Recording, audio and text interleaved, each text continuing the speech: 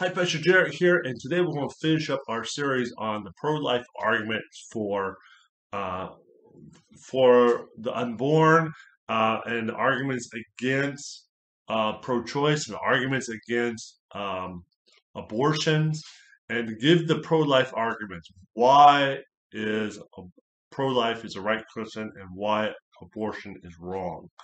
And as we've been looking at this, we first talked about the biblical arguments, and that's the most important. As believers, is the most important arguments because that's where we find what was true and was right, and we need to have a biblical argument. And so we went over that.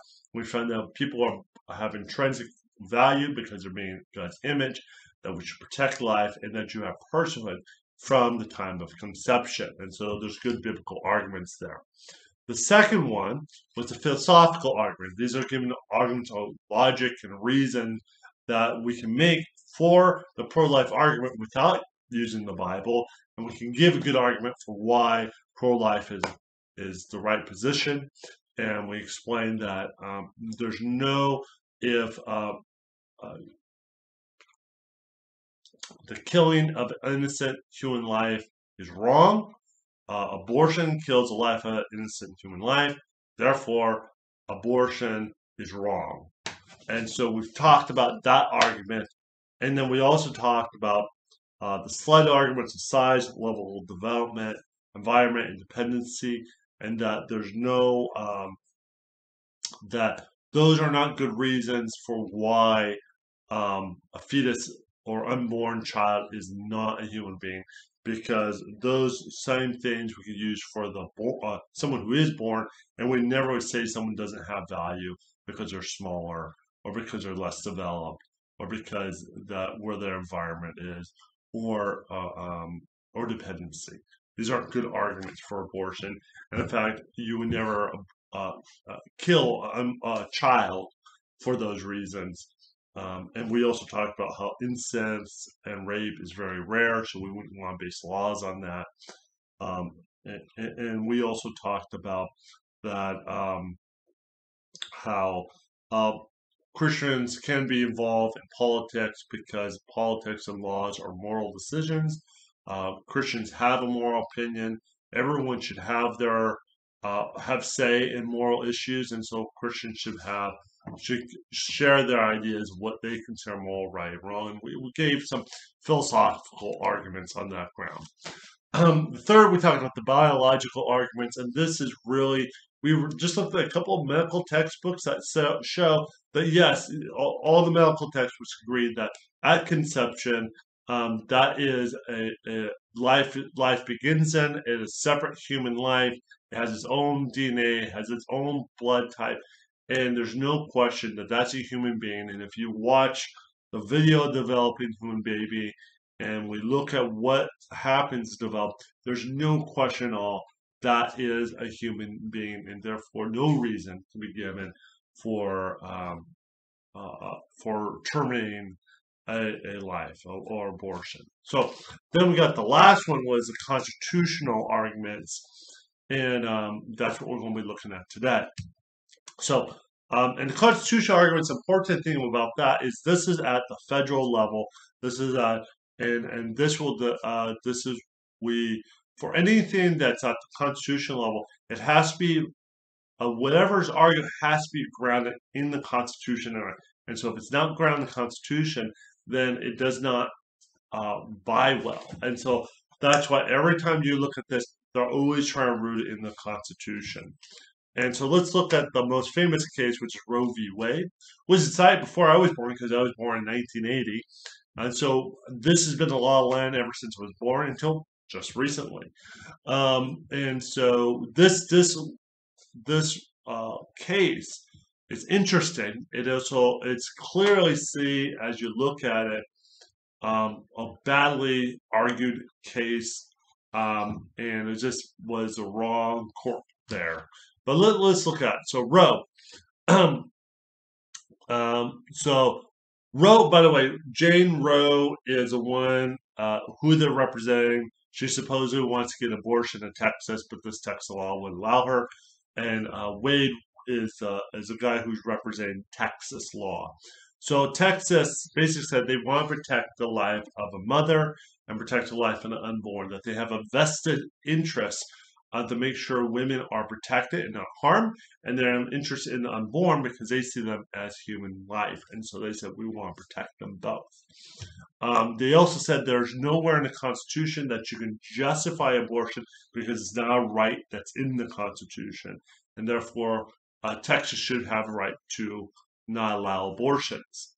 Now, the opposite side, which would be the Roe, um, said this is the right to privacy for the women and women's body. The government has no right to interfere with how you treat your body. And so they find this here is where they say women have a right to privacy to make their own choices. It's their own body, and therefore government needs to butt out. Now, let's look at the decision. Now, the decision was 7-2 decision. 7 for Roe, 2 for Wade. And to understand this court ruling, you need to understand Griswold versus Connecticut. This is the grounding principle to this case. And it was a court case that was argued in 1965, a little later back, and was whether Connecticut could regulate contraceptives, birth control.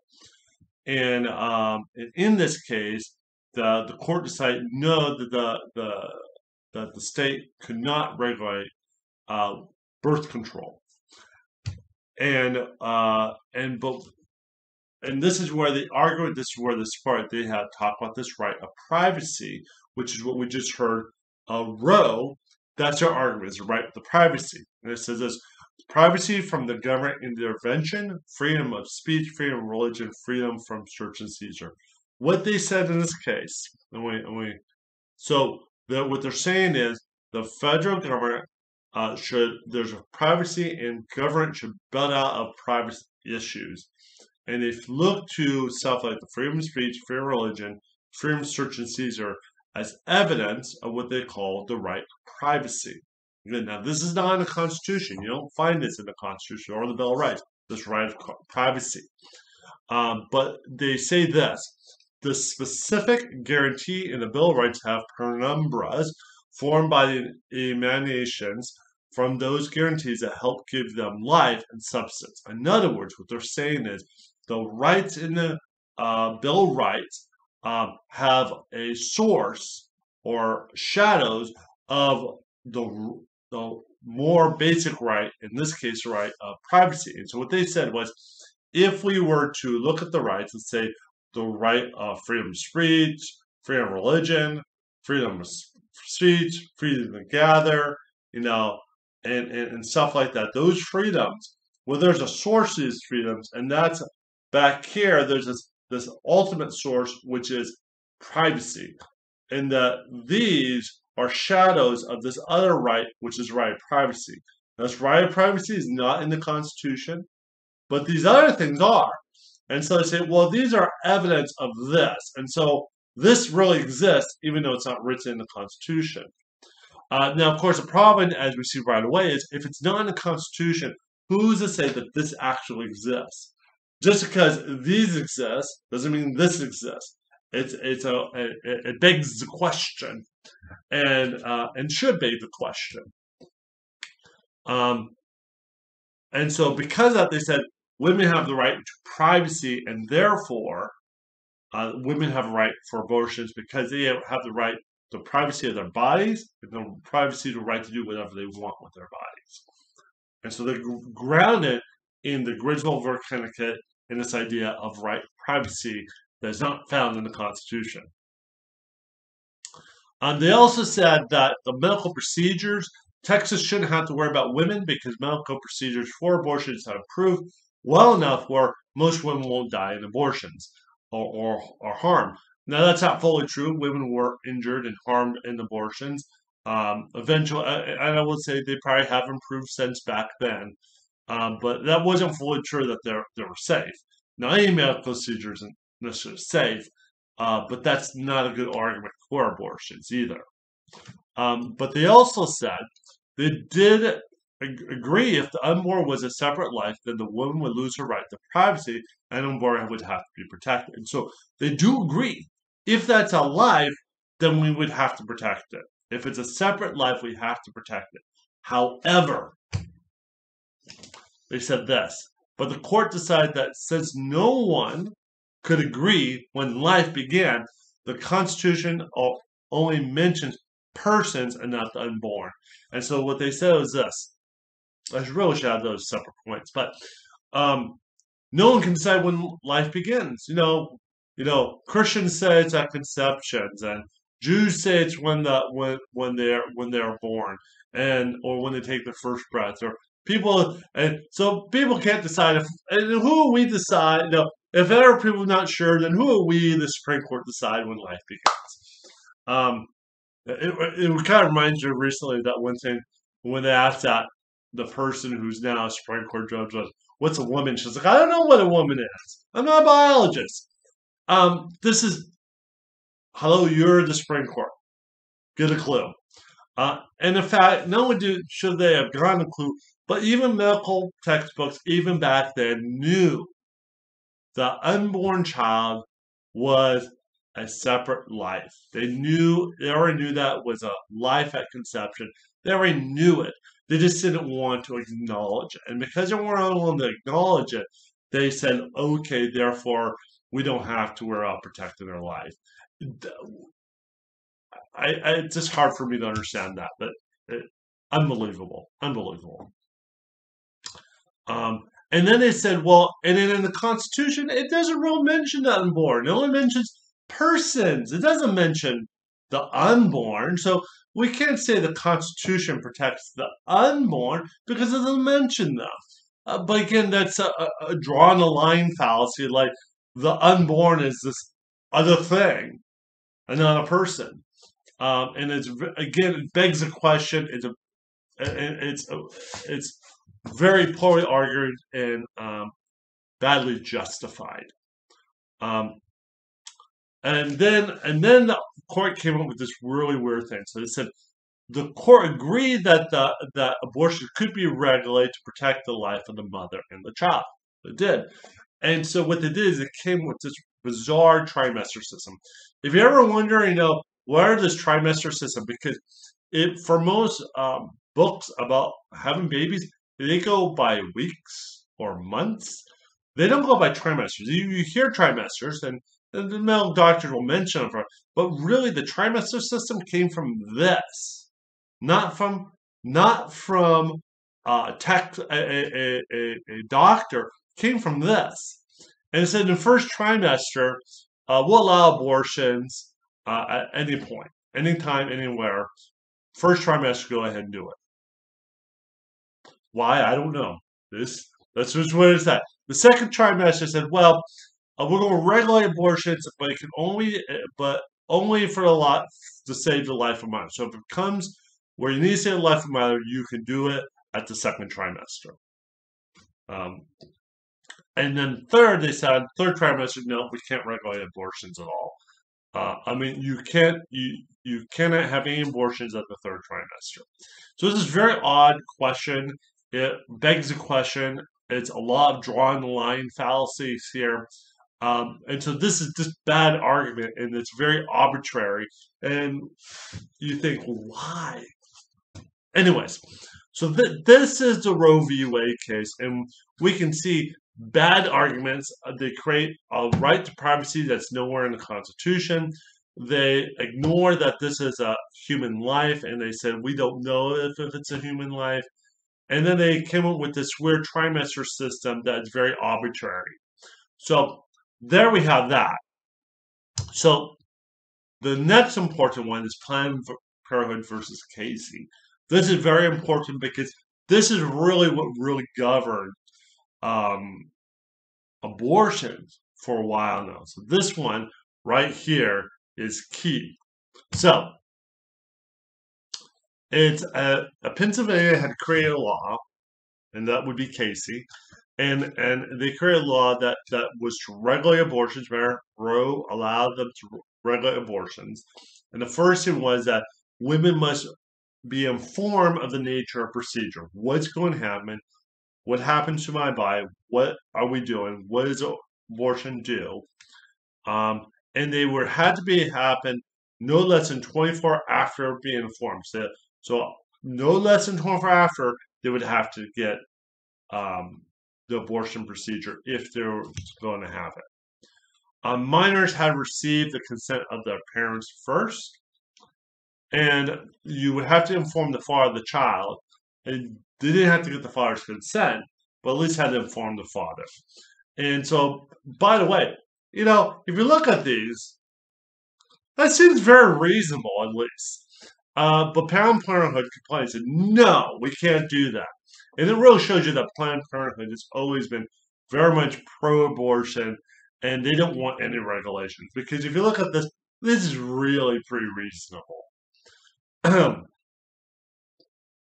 Planned Parenthood said they want to strike down all the regulations. Says, nope, you can't do that. That's wrong. All right, so how does the court decide? Well, it was a 5-4 decision. It's a lot closer decision. That's important. It's a lot closer decision. And this is in 1992, so I was about 12 years old. I had no recollection of that going on. It's too bad. It would have been interesting. I was 12 years old at that point. Would have been nice to know about this case. So it's a 5-4 decision, close decision. By the way, close decisions, those are always important because it says that it's really on shaky grounds. When it's like the one that just happened, 6-3, or even Roe v. Wade 7-2, those are stronger precedent ones. When it's 5-4, it says it could have went either way. Anyways, in this case, the court scrapped the reasoning of Roe and the privacy and trimester system. So they actually, in this, they said, no, privacy is not a really strong supporter in this case. We don't want to use privacy. And that was good because, remember, privacy was requiring create a right that doesn't exist. So try to scrap that. They think the trimester system, that's not really well done. So they scrap these two things. And that's important because it shows that Roe was already on shaky ground. And it shows that they were already trying to find a new foundation because it was founded on shaky ground. And it did say the state had an interest in protecting the mother and the child from the very moment of conception. So at least they recognize they do need to do this. And so before viability, the woman's right to choose came first, but after viability, she no longer had the right to choose. And so this is a little bit more, and the state could not put undue burden on mother's choice. So let's first look at this viability choose. The viability is at least an objective standard. In other words, they're trying to say a woman, if a child does not have that viability, in other words, if the child was given birth right now, whatever trimester, whatever, how many weeks it is, can the child live outside the womb? If the child can live outside the womb, you can't get an abortion. But if the child couldn't live outside the womb, then you could get an abortion. The one thing nice about that, at least it's a more of an objective standard and more based on scientific and logical reasoning. And at least that was better. And then the viability understanding was a little bit better than the other one, because the other one was very not solid on any foundation. And at least they have a better understanding that this is a child. But it did say the state could not put any undue burden on the mother to choose. And so this is why they scrapped the regulations. They think the regulation that Casey was bringing was undue burden on the mother to choose. And so though the state has right to be invested in this, that they couldn't make it too difficult on the mother. They could ground abortions in the Constitution, so where would they ground it? So where would they ground it in the Constitution? Well, you know that famous life, liberty, and pursuit of happiness. They were going to ground it in liberty. That in liberty, that's where we have the right to abortion. And at least now they're not trying to create something that doesn't exist, which was privacy, which has nothing we can find in the document. At least now they're trying to find something in the document to ground in it. Now the problem is how do you define liberty? And so you could define liberty as living to the public understanding morality. And so there's a general understanding of morality, and for most of the United States history, it's a Judeo-Christian value. And so whatever that is, that should be the moral standard, that your liberty is to do what is considered morally right. The other one is liberty to operate to the majority opinion. So it's more about a majority opinion and not about a moral standard, but what is the majority opinion? So one was based on objective moral value, that one's majority opinion. And that one's bad. Morality is better, but they come up with this weird thing. This is, quote, at the heart of liberty is a right to define one's own concept of existence, of meaning, of the universe, and of the mystery of human life. I just gotta say that again. That's just weird. At the heart of liberty is a right to define one's own concept of existence, of meaning, of the universe, and the mystery of human life. What the heck does that mean? It is one of the most postmodern things I have ever heard. Because what it's saying is liberty is whatever you want it to be. Your liberty, your life, you get to define it. And it's this same idea is how you can justify gay marriage, how to justify transgender and everything else. It's this idea of liberty of doing whatever you want. And the problem with this idea is when our founding fathers wrote the Constitution, liberty had a specific meaning. The liberty to do what's right. The liberty to provide for your family. The liberty not to be infringe on the government. But liberty did not mean you had the moral right to do whatever you want. You did not have that type of liberty. And so they are creating an abstract understanding of liberty that can quite literally mean anything and can be used to almost justify anything. And this is a very much postmodern view of morality. This is horrible reasoning. So this is the problem with Casey. Is first it finds it the least the viability thing is least reasonable, but when they justify it in liberty in this postmodern understanding of liberty,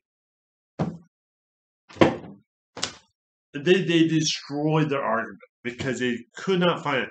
Now the other problem with this is when I look at the life, liberty, pursuit of happiness. What about the life of the unborn? Now, what they would say is, well, we don't talk about the unborn. We don't talk about persons, and a baby isn't a person, therefore. But the problem is, if the baby is a person, life is key. By the way, happiness is not to do whatever pleases you either. It is to live a life, to create a life that get a job, get in a house, be in own property, and stuff like that. It's to pursue what is a happy life. Is not to do whatever you want. And that's the problem. Liberty and happiness, it's unfortunately no longer means what it used to mean. They had specific ideas. Liberty to do what's right, and happiness to pursue a life that to build a future. So here we are. This is Casey. Again, a bad decision, and is based on this weird understanding of liberty.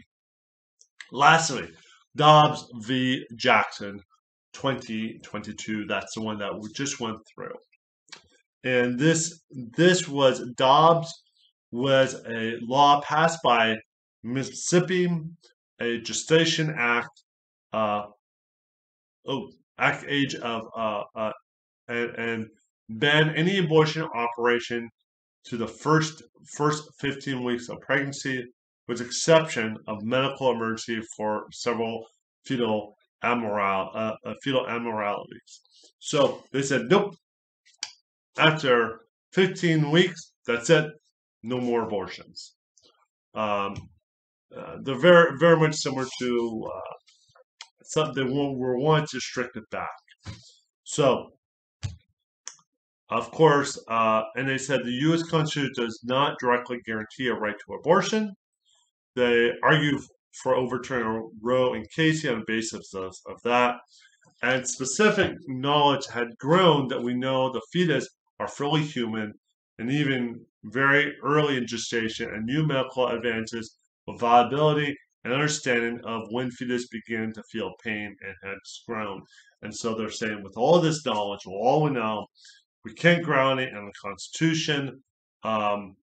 Casey should be overturned because now we know better because of science, and so they said it should be overturned. Jackson disagreed, and Jackson was a women's health clinic there that only performed abortions, by the way. And the court should not overrule the two decisions because the viability standard was correct. So they liked the viability. They said keep it. Only regulate abortions before are viable, not before viability. And undue burden for the women standard was workable, and there's a 50-year precedent. Basically, they said, Casey got it right. Let's just stick with Casey. It's been around for a while. The problem is they're actually not dealing with the arguments of Dobbs. They're basically just trying to say, well, we just want to keep it what we keep, and we don't want to be political or anything. And so they didn't make a case for their side. I would argue Casey didn't make a good case either on their side. And there's a judicial precedent, is what they're saying, of Roe and Casey. That's our foundation. So don't change the status quo, basically. The court was a 6-3 decision, so a precedent, more so. And it held that abortion was not a protected right under the Constitution and overturned both Roe and Casey and returned the decision regarding abortion regulation back to the states. And so they said, we can't find a Constitution, we'll send it to the states and let them decide for themselves. Alito based his arguments on the criteria from Washington v.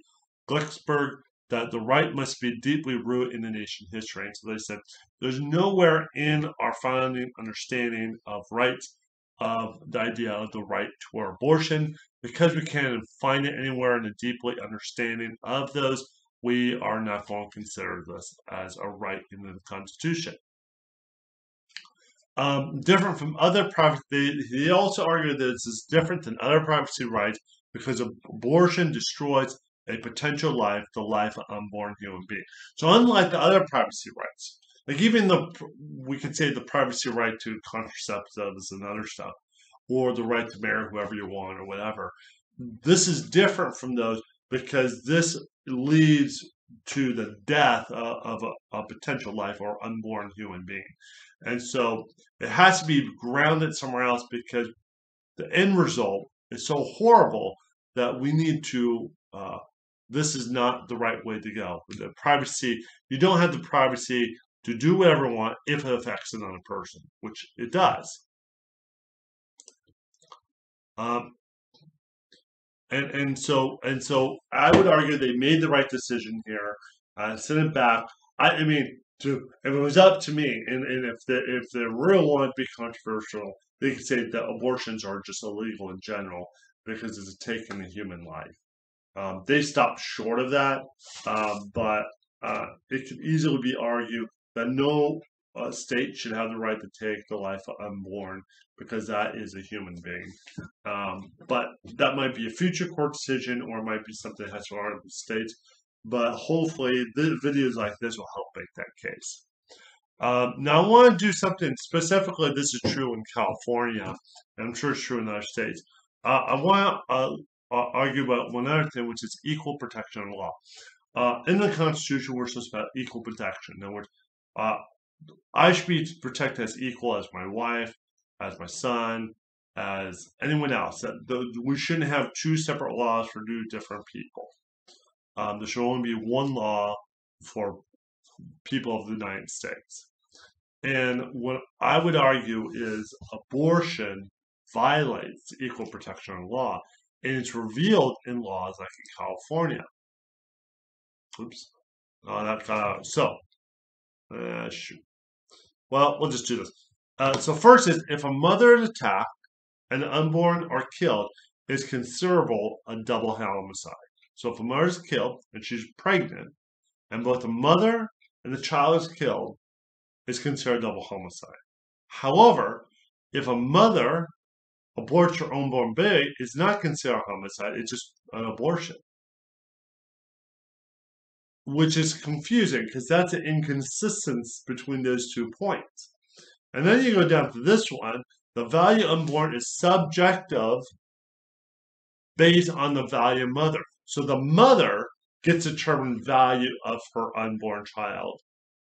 And therefore, the child has subjective value. The subjective value is a horrible way to decide stuff. We don't decide stuff that way, but here we are. And therefore, the unborn does not have equal protection of law.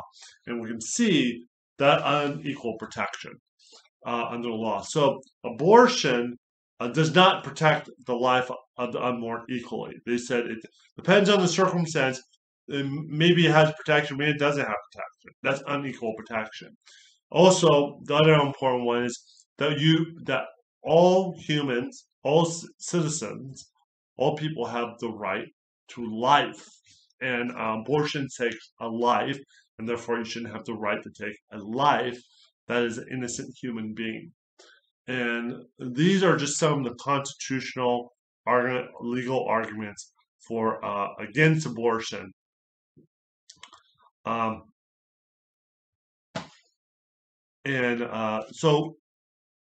So with that, I want to I'll bring this to a close as we consider this. I'm just kind of trying to get this right. Anyways, so as we have seen, we'll go bring back here. We have seen 4 arguments for a pro-life position. Biblical arguments, philosophical, biblical arguments, constitutional arguments. These are all good arguments. I'm sure I'm not covering them all. And I'm not dealing with any objections of yet. And that's something that probably in the future I need to do with that. I know I ran across an article for argument, supposed biblical argument for abortion, but from what I saw, it was very weak. So I might go look at that soon. But I wanted to give you these 4 arguments. Watch the video or watch the sermon. Get informed.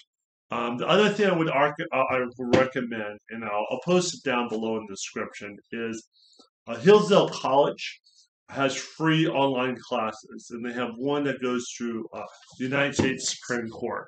And it's a great class where they explain big Supreme Court decisions and the logic behind them.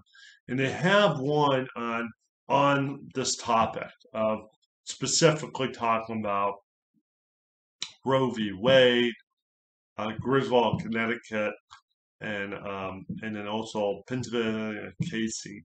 And I would recommend you take a look at it because it gives you a great understanding of the logic behind them and the false understanding that underlines them.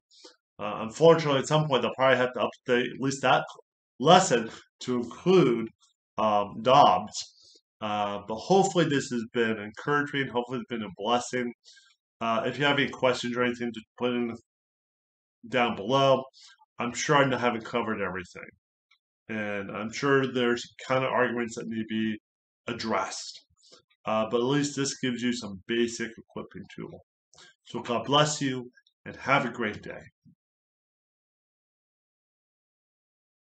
If you like these videos, please like, share, subscribe, and ring that bell.